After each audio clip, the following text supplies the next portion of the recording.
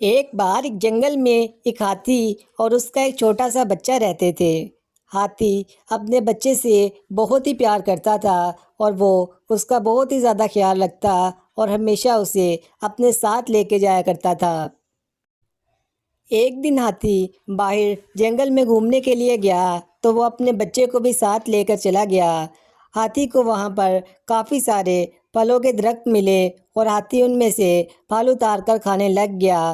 اس کا بچہ بھی وہاں پہ ساتھ ہی گھوم رہا تھا۔ تھوڑی دیر بعد بچے کو پاس ہی ایک سیب کا درخت نظر آیا اور وہ اپنے باپ کو بتائے بغیر ہی وہاں سے چلا گیا اور وہ سیب کھانے کے لیے اس درخت کے پاس پہنچ گیا۔ تھوڑی دیر بعد جب بڑا ہاتھی پیچھے کی طرف مڑا تو اس نے دیکھا کہ اس کا بچہ وہاں پر موجود نہیں ہے، تو وہ بہت ہی زیادہ پریشان ہوا اور اسے ہر جگہ ڈھونڈنے لگ گیا۔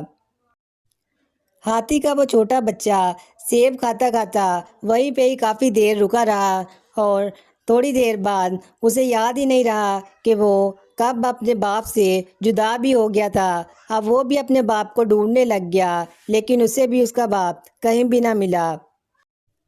چلتے چلتے آخرکار وہ ہاتھی کا بچہ ایک ایسے جنگل میں پہنچا جہاں کا بادشاہ ایک سفید شیر تھا۔ وہ شیر بہت ہی بڑا اور طاقتور تھا اور طاقتور ہونے کے ساتھ ساتھ وہ بہت ظالم بھی تھا اور جنگل کے جانوروں پر بہت ظلم کرتا تھا اور جنگل کے جانور اس سے بہت ہی زیادہ پریشان بھی تھے۔ وہ سفید شیر جنگل میں ادھر ادھر چکر لگا ہی رہا تھا کہ اچانک اسے ہاتھی کا چھوٹا سا بچہ نظر آیا۔ اس نے ہاتھی کے بچے کو دیکھا تو اس سے سمجھ آئی کہ یہ تو اس کے جنگل کا ہاتھی نہیں ہے، یہ کوئی اور ہاتھی کا بچہ ہے۔ وہ فوراً سے اسے پکڑ کر لے گیا اور اس نے سوچا کہ آج رات کا کھانا وہ اسی کا ہی کرے گا۔ شیر نے اس ہاتھی کے بچے کو ایک پنجرے میں قید کر لیا تاکہ وہ بعد میں اسے کھا سکے۔ اس جنگل کے جانور بھی شیر سے کافی زیادہ دکھی تھے اور ڈرتے بھی تھے۔ ہرن بھی اس جنگل کو چھوڑ کر باہر نکل کر جا رہا تھا کہ اچانک اسے رستے میں ایک کافی بڑا ہاتھی نظر آیا۔ اسے پتا تھا کہ یہ ہاتھی اس کے جنگل کا نہیں ہے۔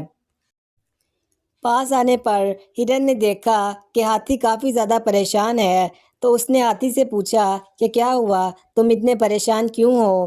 اس نے کہا کہ مجھے نہیں پتا میرا بچہ کہاں چلا گیا ہے، میں اسے یہیں پہ ہی کھانا کھلانے لے کر آیا تھا، لیکن وہ مجھ سے کہیں بچھڑ گیا ہے۔ ہرن بہت ہی زیادہ پریشان ہوا کہ وہ بچہ کہاں جا سکتا ہے۔ اس نے بھی ادھر ادھر دیکھا لیکن اسے بھی کہیں پر ہاتھی کا بچہ نہ ملا۔ ہرن نے جب دیکھا کہ ہاتھی تو کافی زیادہ بڑا ہے تو اس نے سوچا کہ یہ تو ہمارے جنگل کے اس ظالم شیر کا بھی مقابلہ کر سکتا ہے، تو اس نے کہا کہ اے ہاتھی، کیا تم ہماری مدد کرو گے؟ ہم جنگل کے جانور اپنے بادشاہ شیر سے بہت پریشان ہیں، وہ بہت ظالم ہے اور ہم پر بہت ظلم کرتا ہے۔ ہاتھی کافی زیادہ رحم دل تھا، وہ فوراً سے اس کی مدد کرنے کے لیے مان گیا، لیکن وہ اپنے بچے کے لیے بھی کافی زیادہ پریشان تھا۔ ہرن اس ہاتھی کو لے کر جنگل میں چلا گیا۔ اس نے جا کر اسے سفید شیر کی جگہ کا بتایا کہ وہ وہاں پر رہتا ہے، وہ اس سے جا کر مقابلہ کر سکتا ہے۔ ہاتھی اسی وقت اس شیر کے پاس گیا اور اس نے جا کر کہا کہ تم ایک کام کرو، یہاں تو اس جنگل کے جانوروں پر ظلم کرنا بند کر دو، ورنہ پھر آج میں تمہیں مار ہی دوں گا۔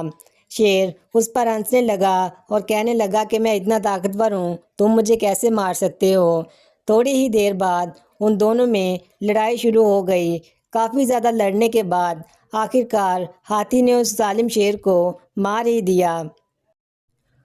ہاتھی نے جب اس شیر کو مار دیا تو جنگل کے جانور بہت خوش ہوئے اور انہوں نے کہا کہ اے ہاتھی، تم ہی اب اس جنگل کے راجا بن کر رہو گے، ہم تمہیں ہی اس جنگل کا راجا بنائیں گے۔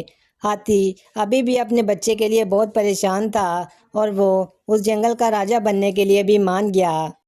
جب ہاتھی اس جگہ پر پہنچا جہاں پر شیر رہتا تھا تو اس نے دیکھا کہ اس کا چھوٹا سا بچہ بھی پنجرے میں قید وہیں پر ہی پڑا ہوا تھا۔ ہاتھی اسی وقت بھاگتا ہوا گیا اور اس نے اس پنجرے کو توڑ دیا اور اپنے بچے کو فوراً سے وہاں سے آزاد کروا لیا۔ اس طرح ہاتھی کو اس کا بچہ بھی مل گیا اور جنگل کے جانوروں کو اس ظالم شیر سے نجات بھی مل گئی۔